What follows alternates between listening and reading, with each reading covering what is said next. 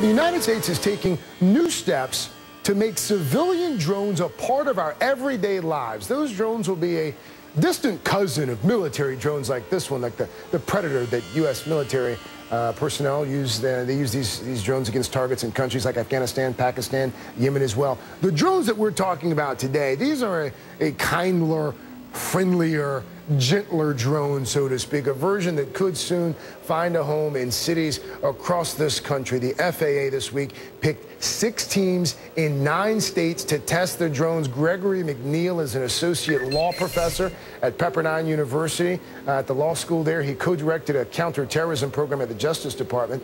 Alan Gertler is the chief science officer at the Desert Research Institute in Reno, Nevada. Alan is from one of the sites running the test. Alan, let me start with you there in Nevada. Just first of all, what's this testing going to include? Well, Craig, that's a good question. I mean, the testing here really involves everything from physically testing the systems and also developing techniques to control them, to manage what goes on, and really it's a soup to nuts approach over here. So airspace issues, corridor issues, technology issues, even the training of people to operate this. So it involves all different aspects. Greg, how are companies going to deal with the public image that a lot of folks have, that the drone, those unmanned aerial vehicles are killing machines? Yeah, I mean, that's the image everybody has in their head right now. For a decade, when we hear drones, we think of Afghanistan and Iraq. I think the difference now is stuff like Amazon coming out with their announcement that they want to have drones that can deliver products. Yeah, but you know what? That video freaked a lot of people out. I guess because it's something new, right? But as soon as people start seeing how they work and they realize that the drones have been tested and that they're safe, I think a lot of those concerns will start to go away, especially on the delivery drones that don't have cameras on them, so you don't have the privacy issues that a lot of people are worried about. How are drones going to be used for military use and law enforcement use in this country? Yeah, so I know some of this is speculative. Yeah, so the military use is pretty much off the table.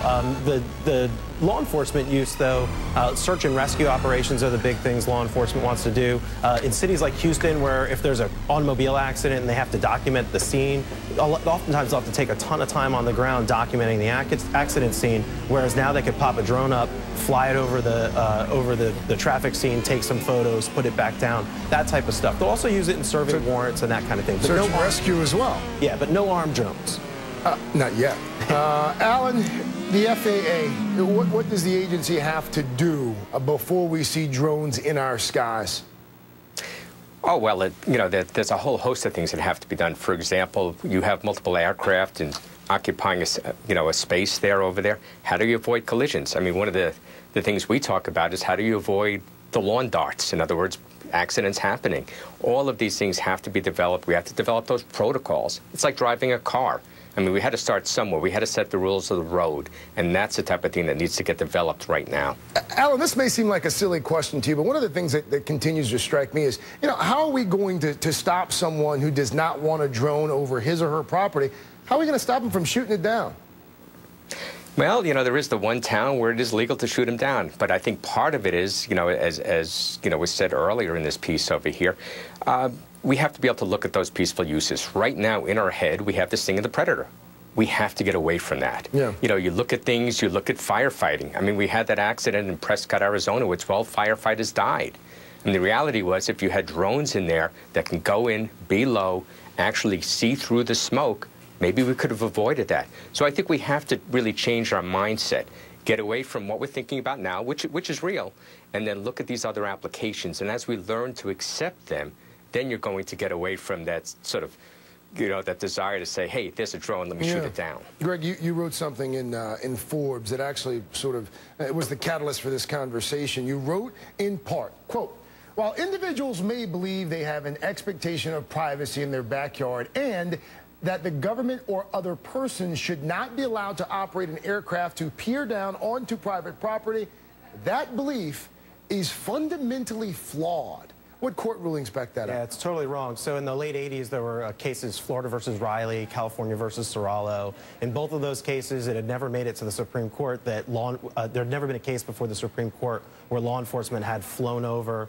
looked down in property, taken photos of the stuff in the backyard. In Serralo, it was marijuana in a backyard. In Riley, it was marijuana in a greenhouse.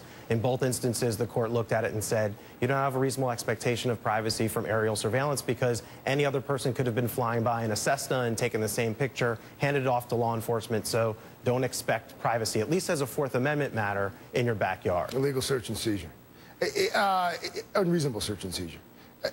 It would seem to me that this is going to give rise to an entirely new body of law. Totally. So that in not just in privacy, in all different kinds of areas, it's going to be bigger than the internet. I really believe that. I mean, so you're talking about ways of delivering not only goods to individuals here, but like if we go to Africa, where the road system is not going to be developed for 20 years, you could start getting aid packages to people. You can get medicine to people who've never been treated before. It can, you've got opportunities in agriculture. We mentioned search and rescue.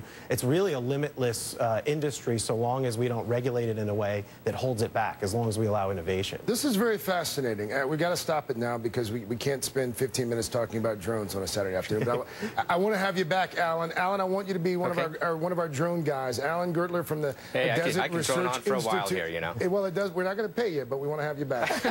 Gregory McNeil, come back, be a drone guy as well, from Pepperdine University. And I guarantee you, someone's tweeting about you right now.